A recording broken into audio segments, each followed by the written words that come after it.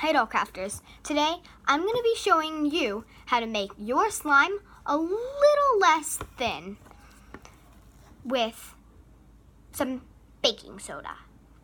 Also, if you were wondering, because you've seen our previous video of how to make your slime less thick with cream of tartar, but you accidentally messed up and added too much cream of tartar, this method will also work with slime that has been too thin from cream of tartar. Let's get on with the video. The first thing you're going to need, of course, is your sticky, gooey slime mess. Then you're going to need some baking soda. Make sure not to sprinkle in too much, or it will get too thick. And then you'll have to add some cream of tartar, and then you'll have to keep going over and over again, which I do not think anyone wants to have to do.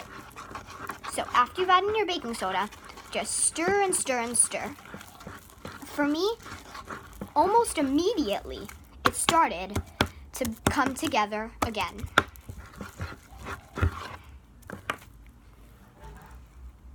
Like this. This is how it's become for me. Super stretchy, and if you like hearing those crunchy noises,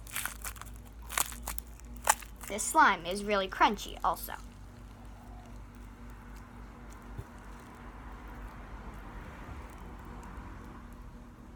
Thank you for watching this video. I hope you enjoyed it. Also, please subscribe. Thank you. I hope you enjoyed this video.